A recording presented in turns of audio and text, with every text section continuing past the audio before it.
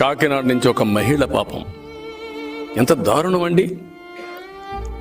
కూతురికి ఆరోగ్యం బాగాలేకపోతే కనీసం ముఖ్యమంత్రి సహాయం చేయాల్సిన వ్యక్తి చేయకపోతే, ఆరోగ్యశ్రీ పని చేయకపోతే, నా ఇల్లుంది, నా ఇల్లు అమ్మేసి నా కూతురికి ట్రీట్మెంట్ ఇస్తే నా కూతురు రుణం తీర్చుకుంటాను, నాకు కడుపులో పుట్టింది కాపాడుకోవాలని ఆ తల్లి అమ్మాలంటే నీ మంత్రి గన్ మ్యాన్ అమ్మనేయకుండా అది కూడా కబ్జా చేసే పరిస్థితికి వచ్చారంటే, ఆ అమ్మాయి ముఖ్యమంత్రి ఇంటికొచ్చి నేను ముఖ్యమంత్రి అపాయింట్మెంట్ కావాలి, నా బాధ చెప్పుకోవాలంటే చేయకపోతే ఇక్కడే ఆత్మహత్య చేసుకునే పరిస్థితి. ఎంత మెంటల్ ప్రిపరేషన్ అండి, చెయ్యి కట్ చేసుకునే పరిస్థితికి వచ్చింది.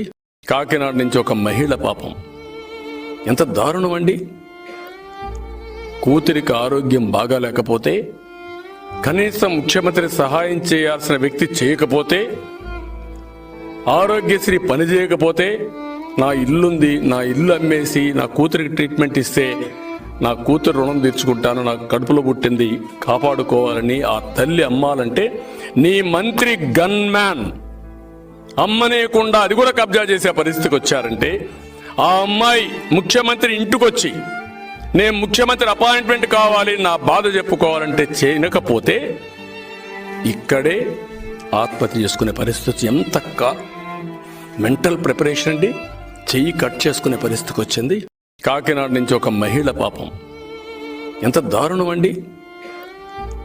కూతురికి ఆరోగ్యం బాగాలేకపోతే కనీసం ముఖ్యమంత్రి సహాయం చేయాల్సిన వ్యక్తి చేయకపోతే, ఆరోగ్యశ్రీ పని చేయకపోతే, నా ఇల్లుంది, నా ఇల్లు అమ్మేసి నా కూతురికి ట్రీట్మెంట్ ఇస్తే నా కూతురు రుణం తీర్చుకుంటాను, నాకు కడుపులో పుట్టింది కాపాడుకోవాలని ఆ తల్లి అమ్మాలంటే నీ మంత్రి గన్ మ్యాన్ అమ్మనేయకుండా అది కూడా కబ్జా చేసే పరిస్థితికి వచ్చారంటే, ఆ అమ్మాయి ముఖ్యమంత్రి ఇంటికొచ్చి నేను ముఖ్యమంత్రి అపాయింట్మెంట్ కావాలి, నా బాధ చెప్పుకోవాలంటే చేయకపోతే ఇక్కడే ఆత్మహత్య చేసుకునే పరిస్థితి. ఎంత మెంటల్ ప్రిపరేషన్ అండి, చెయ్యి కట్ చేసుకునే పరిస్థితికి వచ్చింది.